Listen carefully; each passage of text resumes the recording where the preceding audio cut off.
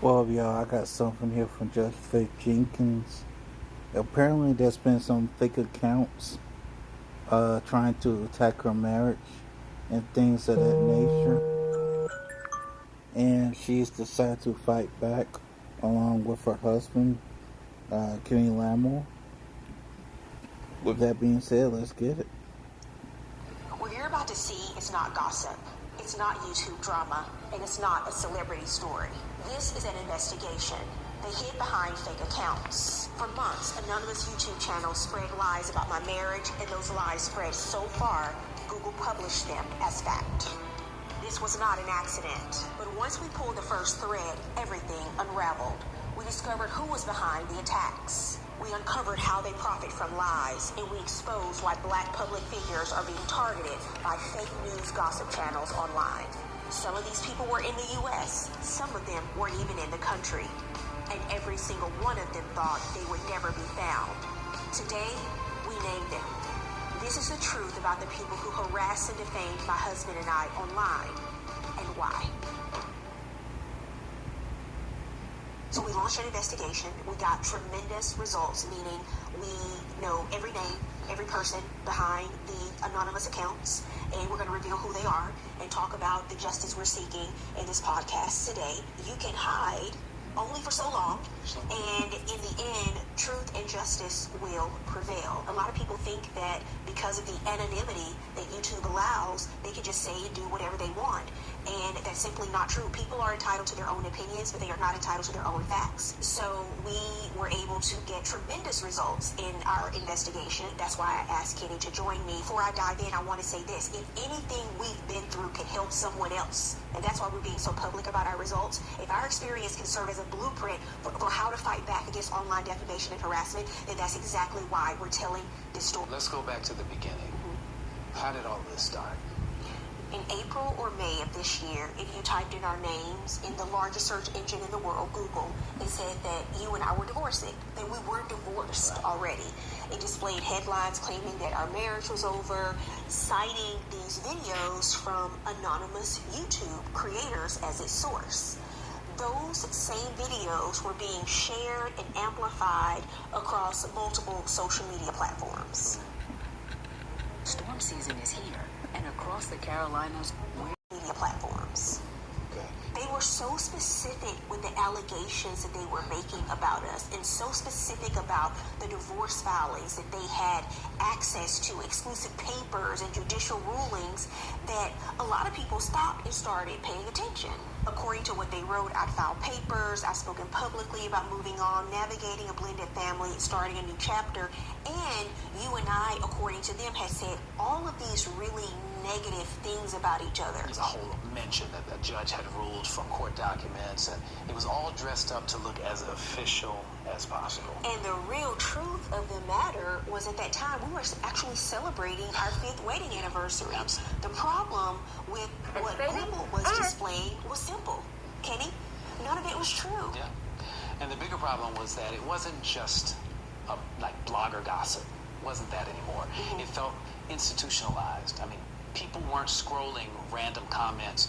They were seeing it in black and white on Google. And most folks use Google as their quick source of truth. Absolutely. Google it, right?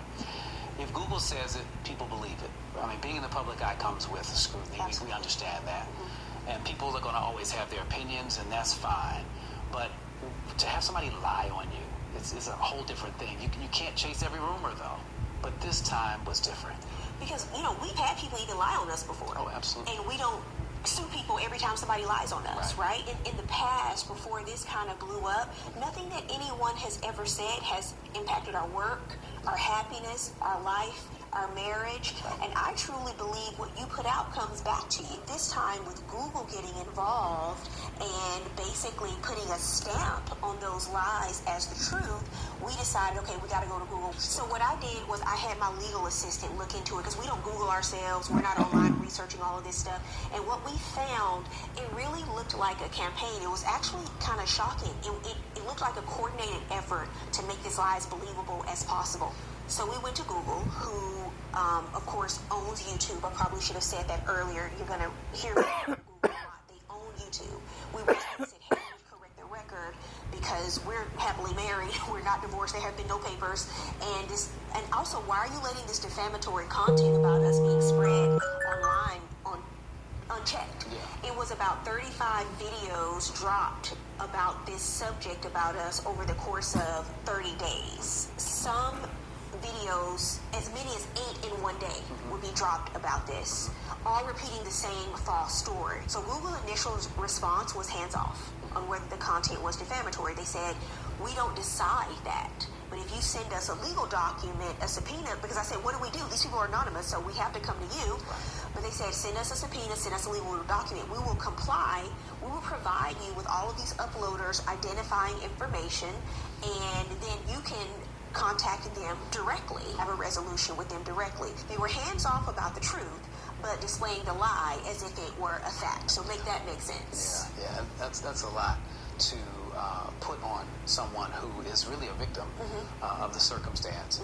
So if a legal document is what we needed, and that's what we were going to do, that's when I knew we couldn't stay silent. We couldn't let the world's largest search engine stamp a lie on our marriage and put his logo on it.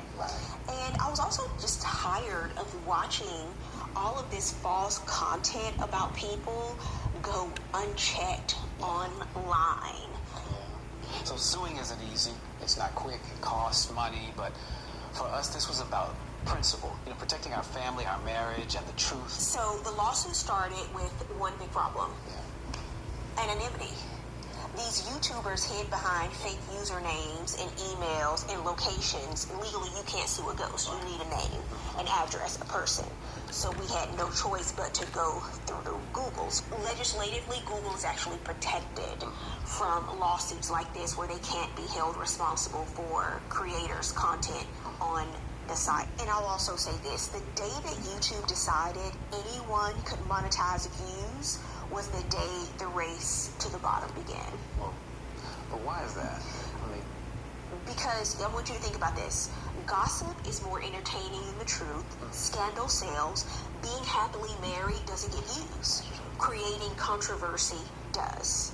So anonymity plus money is the perfect storm for people who, with no character or integrity, who are willing to say anything. Here's the good news. Google did not fight us on the subpoena. We sent in the requests, and in about 45 days, they produced everything we requested and notified the uploaders their identifying information would be turned over to us unless they objected in court. And so when that production arrived, for those who did not object, we received names, addresses, phone numbers, email addresses, and everything came into focus. These were not faceless nobodies. They were real individuals with families and careers who, from behind a screen, decided to try to tear ours apart. So let us walk you through how it all unfolded in this process. The first videos dropped April 5th and April 8th.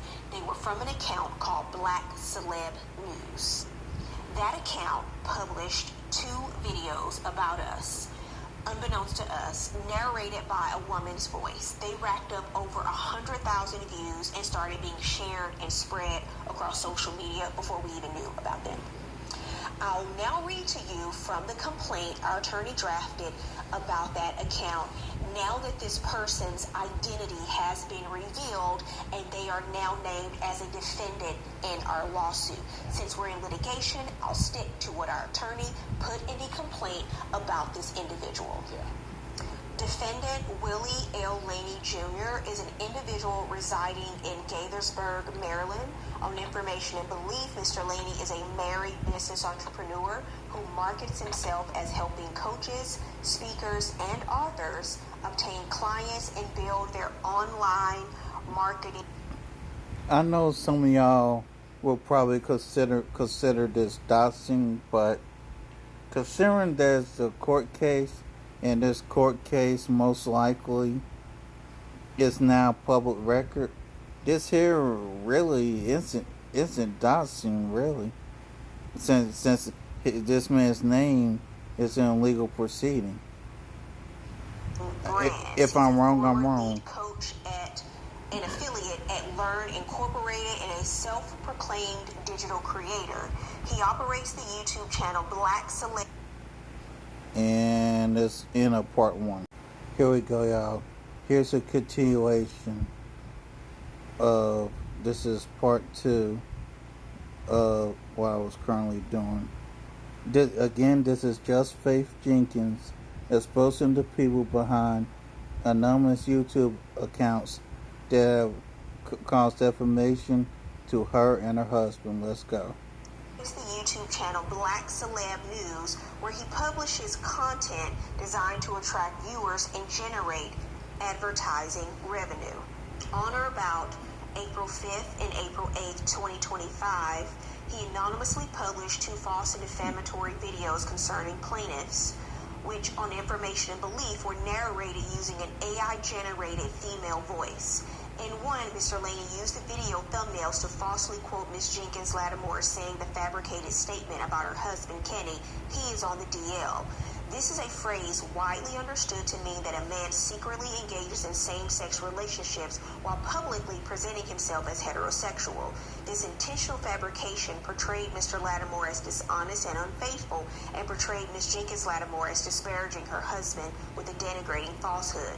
In the same video, Mr. Laney further fabricated and falsely claimed that Mr. Lattimore stated about his wife, "I don't love her," and asserted that Ms. Jenkins Lattimore was losing it as red flags surfaced in their marriage. Mr. Laney's first video was nearly 20 minutes long and was devoted almost entirely to making disparaging comments about virtually every aspect of Ms. Jenkins Lattimore's personal and professional life.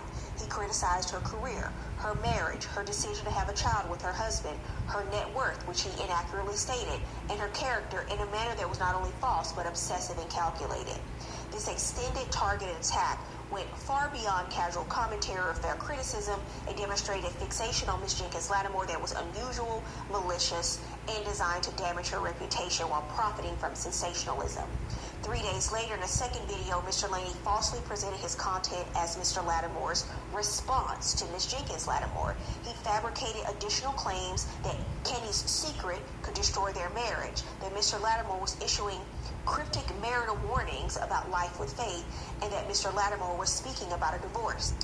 As a self-proclaimed business strategist and digital creator, Mr. Laney understood how to exploit YouTube's algorithm by publishing sensational, scandal-based content and monetizing viewer engagement. Once those videos dropped, the others just kind of came like dominoes. I mean, day after day, channel after channel, they recycled each other's lies, added details to sound as convincing as possible. And then suddenly, there were dozens of videos. There was so much of it that people believed it. People reached out, fans sending DMs, some supportive, some angry, some were just curious. Even people who knew us started to check in on us. And that's how powerful a coordinated lie can be. So after we found the source of how it all started, Black Celeb News, Willie L. Laney Jr., we looked into the other accounts that basically took this salacious commentary and ran with it. Yeah. What shocked me the most was that it wasn't just who they were, it was who they pretended to be. Hiding behind names like Black Tea or Urban Gossip, posing as insiders from our community. But, when we looked a lot closer, we really would know Pay the attention. culture that they were profiting off of. Pay attention to this part.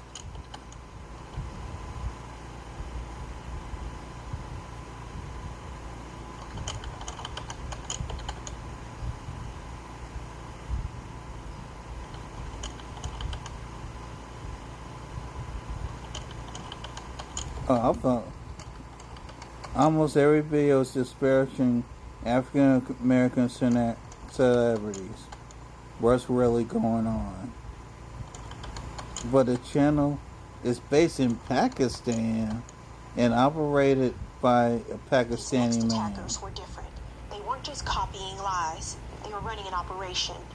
YouTube is being used to generate profit from lies and attacks on black public figures, and it doesn't even start in the U.S. NBC News reported on this problem in 2024.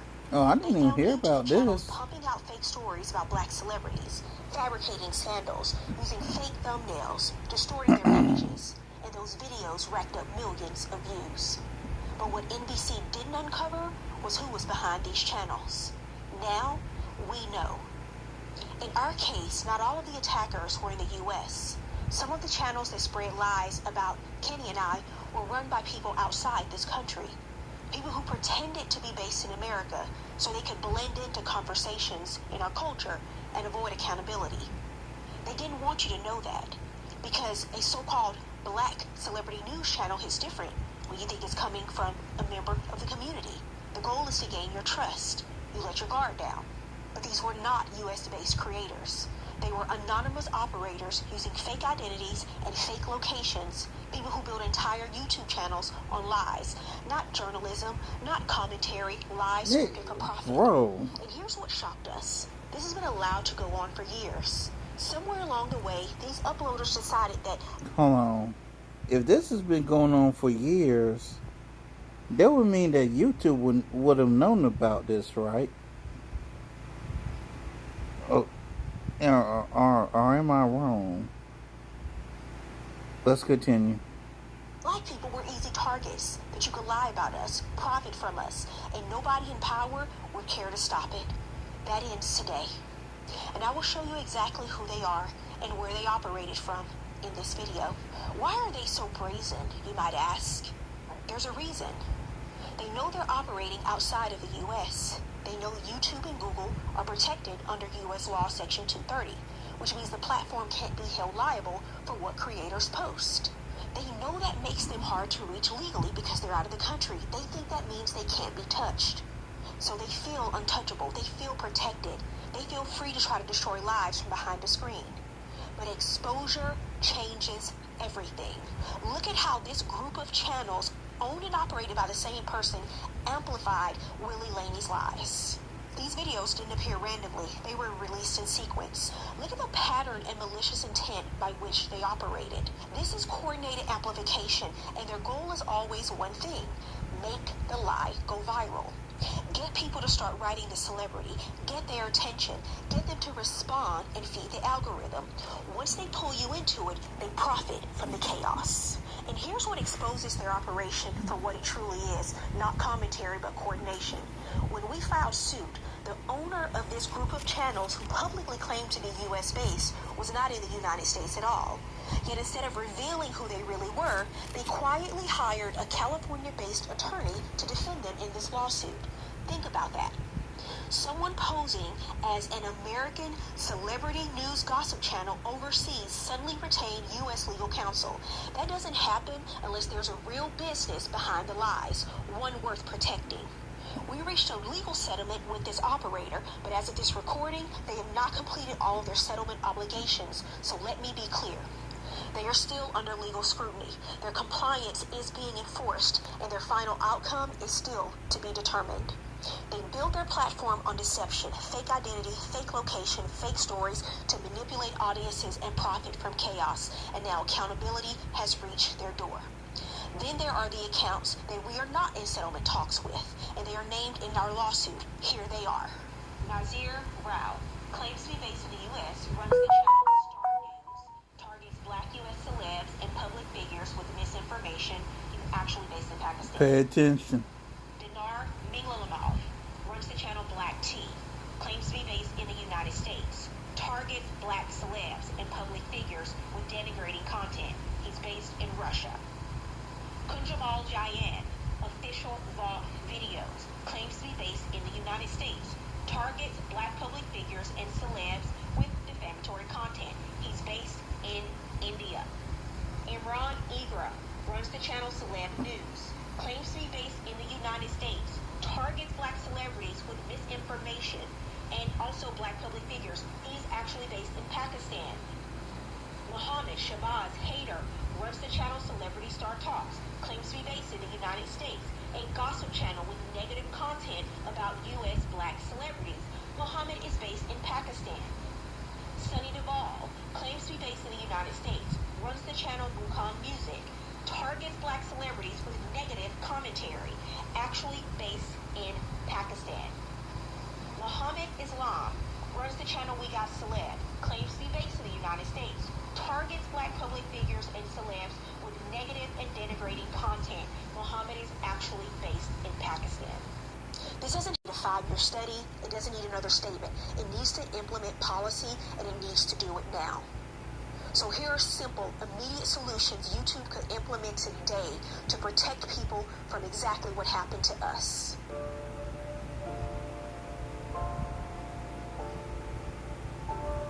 Higher regional disclosure. If a creator is not located in the country they claim, they must disclose their region. No more fake Atlanta-based gossip channels operating from Russia. If a channel wants to speak on U.S. public figures while pretending to be U.S.-based, the audience deserves to know the truth. 2. Verified identity for monetization. If a channel wants to make money on YouTube, verify who owns it. Not a screen name, not a VPN location, a real verified human or business entity on file. Next, label synthetic and manipulated content.